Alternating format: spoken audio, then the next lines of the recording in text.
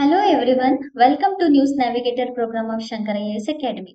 ಇವತ್ತಿನ ವಿಡಿಯೋದಲ್ಲಿ ಜುಲೈ 10ನೇ ತಾರೀಕು ಯಾವ್ದೆಲ್ಲ ಕರೆಂಟ್ ಅಫೇರ್ಸ್ ನ್ಯೂಸ್ ಅಲ್ಲಿ ಇತ್ತು ಅಂತ ಹೇಳಿ ನೋಡ್ಕೊಳ್ಳೋಣ.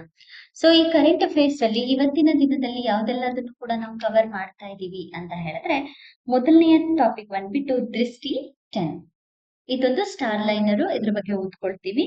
ನಂತರ ನಿಯೋನಾಟಲ್ ಸೆಪ್ಸಿಸ್ ಅನ್ನುವಂತಹ ಒಂದು ಡಿಸೀಸ್ ನ ಬಗ್ಗೆ ನೋಡ್ಕೊಳ್ತೇವೆ. ನಂತರ ಮುಗ್ಗರು ಕ್ರೊಕೊಡೈಲ್ಸ್ ನ್ಯೂಸ್ ಅಲ್ಲಿ ಇದೆ, ಅದ್ರ ಬಗ್ಗೆ ತಿಳ್ಕೊಂಡು ನಂತರ ಮಲೇರಿಯಾ ಅಡ್ವಾನ್ಸ್ಮೆಂಟ್ ಬಗ್ಗೆ ತಿಳ್ಕೊಳ್ಳೋಣ. ಜೊತೆಗೆ world institute of India, wild life institute of India ಕೂಡ ನ್ಯೂಸ್ ಅಲ್ಲಿ ಇದೆ, ಅದ್ರ ಬಗ್ಗೆ ಕೂಡ ನೋಡೋಣ. ನಂತರ ಉಲ್ಲಾಸ್ ಪ್ರೋಗ್ರಾಮ್ ಕರೆಂಟ್ ಅಫೇರ್ಸ್ ಅಲ್ಲಿ ಇದೆ, ಹಾಗೆ ಇಂಡಿಯಾ ಆಸ್ಟ್ರೇಲಿಯಾ ಫ್ಯಾಕ್ಟ್ಸ್. ಸೊ ಇದಿಷ್ಟರ ಬಗ್ಗೆ ಇವತ್ತಿನ ವಿಡಿಯೋದಲ್ಲಿ ನಾವು ತಿಳ್ಕೊಳ್ತಾ ಹೋಗೋಣ. ಸೊ ಮೊದಲನೇ ಟಾಪಿಕ್ ಬಂದ್ಬಿಟ್ಟು ದೃಷ್ಟಿ 10 ಸ್ಟಾರ್ ಲೈನರ್ UAV.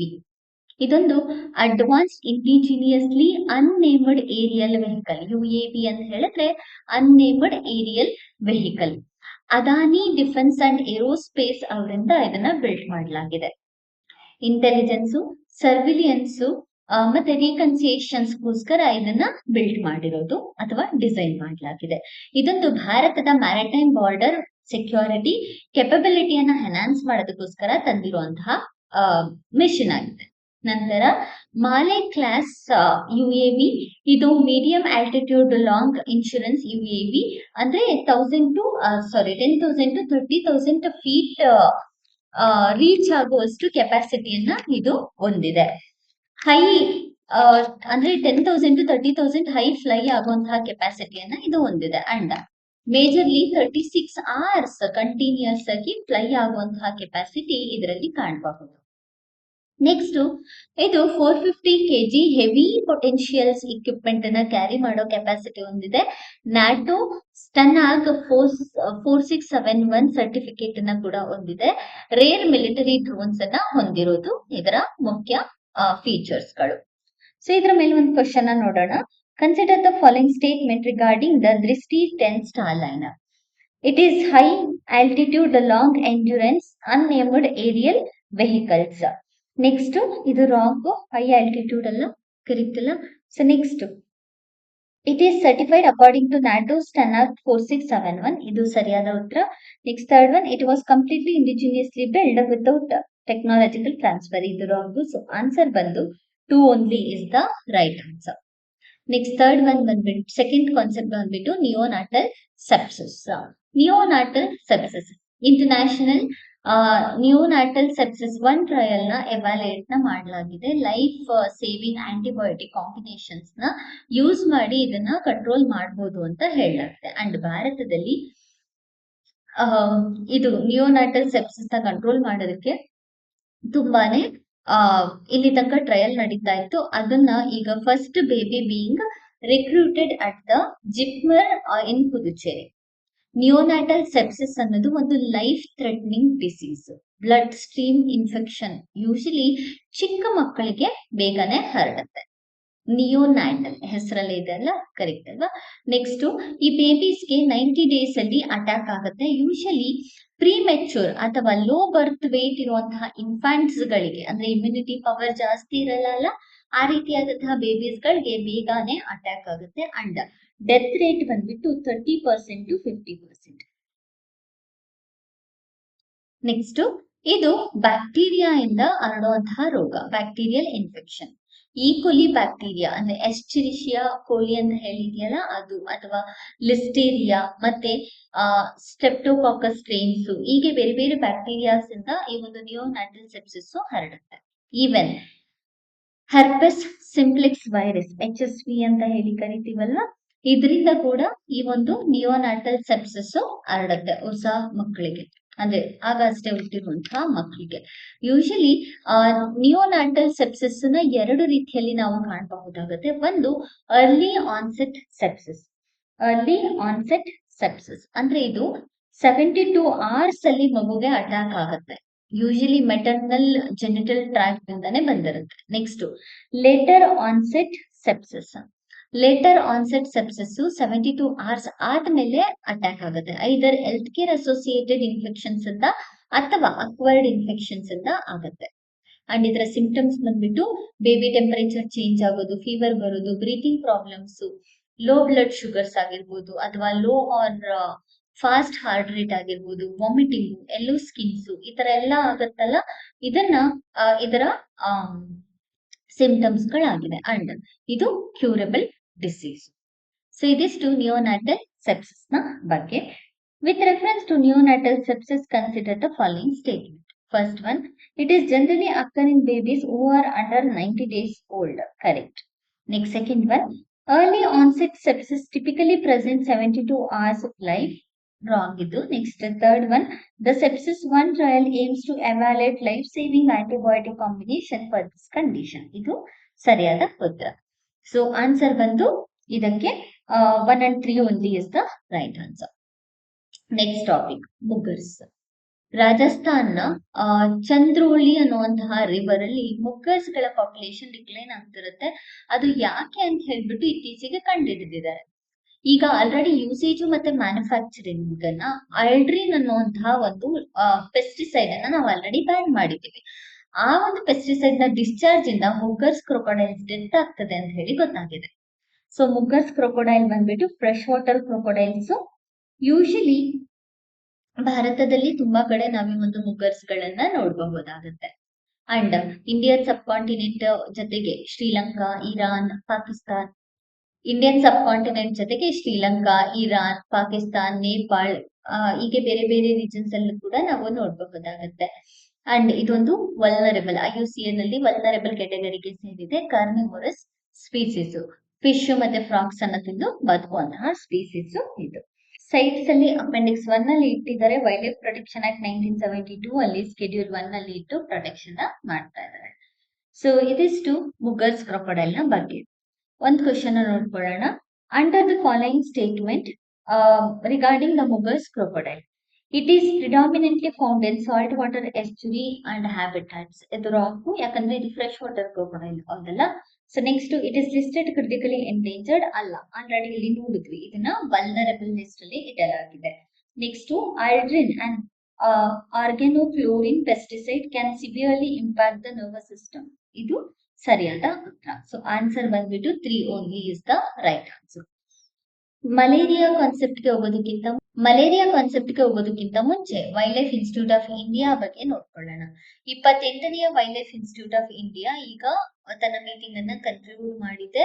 ಇದೊಂದು autonomous institution, ministry of environment, forest and climate change under ಅಲ್ಲಿ ತಗೊಂಡಿರುವಂತಹ ಇನ್ಸ್ಟಿಟ್ಯೂಷನ್. ನೆಕ್ಸ್ಟ್ ಮಲೇರಿಯಾ ಬಗ್ಗೆ ನೋಡೋಣ. ಮಲೇರಿಯಾ ಇದು this malaria is caused by plasmodium parasites ಇಂದ ಕಾಸ್ ಆಗುತ್ತೆ, ಕರೆಕ್ಟ್ ಅಲ್ವಾ? And transmitted through bites of mosquito. ಯಾವ ಮಸ್ಕಿಟೋ? ಫೀಮೇಲ್ ಆನೋಫಿಲಿಸ್ ಮಸ್ಕಿಟೋ ಇಂದ ಹರಡುತ್ತೆ, ಕರೆಕ್ಟಾ? ಅಂಡ್ ಇನ್ಫೆಕ್ಟೆಡ್ ಪರ್ಸನ್ಸ್ ಏನಾದ್ರು ಇದ್ರೆ ಅವರ ಬ್ಲಡ್ ಮತ್ತೆ ಇನ್ಫೆಕ್ಟೆಡ್ ನೀಡಲ್ಸ್ ಇಂದ ಕೂಡ ಹರಡುವಂತಹ ಚಾನ್ಸಸ್ ಇರುತ್ತೆ. ಜೊತೆಯಲ್ಲಿ ಇದಕ್ಕೆ ಟ್ರೀಟ್ಮೆಂಟ್ ಯಾವುದು ಅಂತ ಹೇಳಿದ್ರೆ ACTS ಇದಕ್ಕೆ ಟ್ರೀಟ್ಮೆಂಟ್. ಮತ್ತೆ ಪಿ ಫ್ಯಾಲ್ಸಿಪೊರಾಸ್, ಕ್ಲೋರಿಕ್ವಿನ್ ಮತ್ತೆ ಪಿ ವಿವಾಕ್ಸ್ ಮತ್ತೆ ಪ್ರಿಮ್ಯಾಕ್ವಿನ್ ಇದನ್ನ ಯೂಸ್ ಮಾಡ್ತಾರೆ ಪ್ರಿವೆಂಟ್ ಮಾಡೋದಕ್ಕೋಸ್ಕರ, ಮಲೇರಿಯಾನ ಪ್ರಿವೆಂಟ್ ಮಾಡೋದಕ್ಕೋಸ್ಕರ. ನೆಕ್ಸ್ಟ್ ಇದ್ರ ಬಗ್ಗೆ ಕ್ವಶನ್ ನೋಡೋಣ. Regarding malaria, consider the following statement. It is highly contagious disease caused by viral infection. So viral infection ಅಲ್ಲ, ಕರೆಕ್ಟಾ? Next, the World Health Organization has given pre-qualification approval to a malaria treatment for newborn for the first time.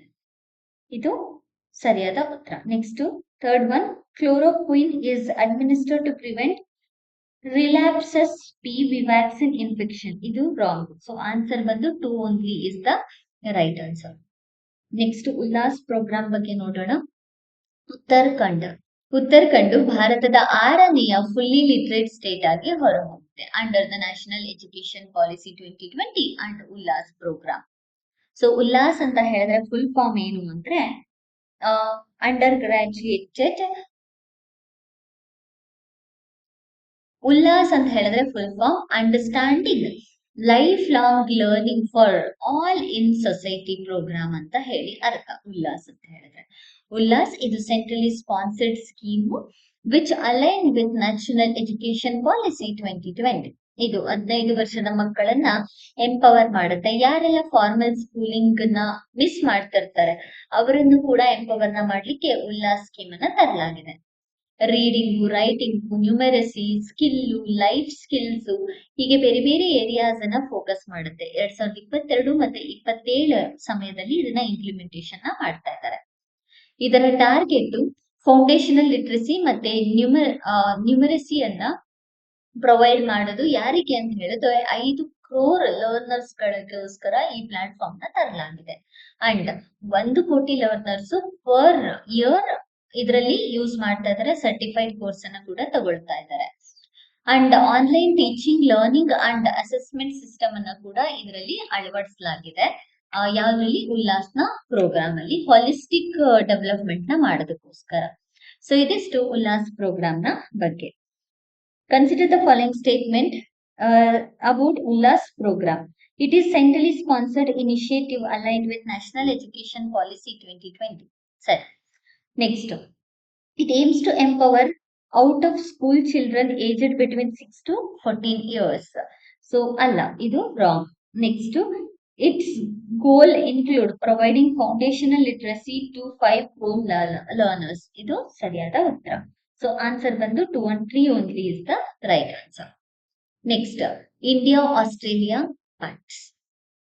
India-Australia Pacts and ಹೇಳಿದ್ರೆ partnership on cyber critical technologies and supply chain framework between India and Australia. ಇದು cyber security, critical technology, resilient supply chain ಮತ್ತೆ defence research ಅನ್ನ strengthen ಮಾಡೋದಕ್ಕೋಸ್ಕರ ಹೊಸ frame work ನ ತಂದಿದ್ದಾರೆ. 2020ರಲ್ಲಿ ಒಂದು ಹಳೆ ಫ್ರೇಮ್ ವರ್ಕ್ ಇತ್ತು, ಅದನ್ನ ಈಗ ಅಬಾಲಿಷ್ ಮಾಡ್ಬಿಟ್ಟು ಹೊಸ ಫ್ರೇಮ್ ವರ್ಕ್ ಅನ್ನ ತಗೊಬಂದಿದ್ದಾರೆ. ಹಳೆ ಫ್ರೇಮ್ ವರ್ಕ್ ಬಂದ್ಬಿಟ್ಟು arrangement on cyber and cyber enabled critical technology corporation ಅಂತ ಇತ್ತು. ಅದನ್ನ ರಿಪ್ಲೇಸ್ ಮಾಡಿದೆ ಈ ಒಂದು partnership on cyber critical technologies and supply chain. So ಇದರ ಪಿಲ್ಲರ್ಸ್ ಯಾವ್ದ್ಯಾವ್ದು ಅಂತ ಹೇಳಿದ್ರೆ supply chain resilience pillar. Supply chain resilience pillar ಭಾರತದ ಇಂಡಿಯಾದಿಂದ ಯಾರು ಲೀಡ್ ಮಾಡ್ತಿದ್ದಾರೆ ಅಂತ ಹೇಳಿದ್ರೆ national security council, secretariat council ಇದನ್ನ ಲೀಡ್ ಮಾಡ್ತಾ ಇದೆ. ಎರಡನೆಯ ಪಿಲ್ಲರ್ ಬಂದ್ಬಿಟ್ಟು critical technology, artificial intelligence based. So ಇದನ್ನ ಇಂಡಿಯಾದಿಂದ ಯಾರು ಲೀಡ್ ಮಾಡ್ತಾ ಇದ್ದಾರೆ ಅಂತ ಹೇಳಿದ್ರೆ again national security council secretariat. Next ಮೂರನೇದು ಬಂದ್ಬಿಟ್ಟು ಸೈಬರ್ ಸೆಕ್ಯೂರಿಟಿ. ಸೈಬರ್ ಸೆಕ್ಯೂರಿಟಿಯನ್ನ ಕಾಂಬ್ಯಾಟ್ ಇನ್ಕ್ರೀಸ್ ಮಾಡಿಬಿಟ್ಟು ಸೈಬರ್ ಕ್ರೈಮ್ ಅನ್ನ ಕಾಂಬ್ಯಾಟ್ ಮಾಡೋದಕ್ಕೋಸ್ಕರ, ಹಾಗೆಯೇ ಸೈಬರ್ ರೆಸಿಲಿಯನ್ಸ್ ಮತ್ತೆ ಕ್ರಿಟಿಕಲ್ ಇನ್ಫ್ರಾಸ್ಟ್ರಕ್ಚರ್ ನ ಸ್ಟ್ರೆಂಥನ್ ಮಾಡೋದಕ್ಕೋಸ್ಕರ ತಗೊಂಡ್ಬಂದಿರೋದು ಭಾರತದಿಂದ ಸೈಬರ್ ಡಿಪ್ಲೊಮೆಸಿ ಡಿವಿಷನ್ಸ್ ಮತ್ತೆ ಮಿಲಿಟರಿ ಆಫ್ ಎಕ್ಸ್ಟರ್ನಲ್ ಅಫೇರ್ಸ್ ಇದನ್ನ ಲೀಡ್ ಮಾಡ್ತದೆ. ನಾಲ್ಕನೆಯ ಪಿಲ್ಲರ್ ಡಿಜಿಟಲ್ ರೆಸಿಲಿಯನ್ಸ್.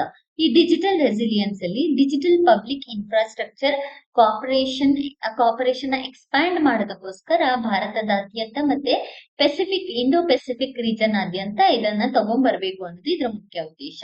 ಇದನ್ನ ಭಾರತದಲ್ಲಿ ಲೀಡ್ ಮಾಡ್ತಿರೋದು ಒಶಾನಿಯಾ ಡಿವಿಷನ್ ಮತ್ತೆ ಮಿನಿಸ್ಟ್ರಿ ಆಫ್ ಎಕ್ಸ್ಟರ್ನಲ್ ಅಫೇರ್ಸ್ ಇದನ್ನ ಲೀಡ್ ಮಾಡ್ತಾ ಇರೋದನ್ನ ನೋಡಬಹುದಾಗುತ್ತೆ. ಐದನೆಯ ಪಿಲ್ಲರ್ ಬಂದ್ಬಿಟ್ಟು ಡಿಫೆನ್ಸ್ ರಿಸರ್ಚ್. ಆಸ್ಟ್ರೇಲಿಯಾ ಮತ್ತೆ ಭಾರತ ಎರಡು ಕೂಡ ಕೊಲಾಬರೇಷನ್ ಅಲ್ಲಿ ವರ್ಕ್ ಆಗುತ್ತೆ. ಅಂಡ್ ಇದರ ಮಿನಿಸ್ಟ್ರಿ ಬಂದ್ಬಿಟ್ಟು ಮಿನಿಸ್ಟ್ರಿ ಆಫ್ ಡಿಫೆನ್ಸ್ ಇದನ್ನ ಲೀಡ್ ಮಾಡ್ತಾರೆ. ಸೊ ಇದಿಷ್ಟು ಇಂಡಿಯಾ ಆಸ್ಟ್ರೇಲಿಯಾ ಪ್ಯಾಕ್ಟ್ಸ್ ನ ಬಗ್ಗೆ. ಇದನ್ನ ಕ್ವಶನ್ ಅರೈಸ್ ಆಗುವಂತಹ ಚಾನ್ಸಸ್ ಇರುತ್ತೆ.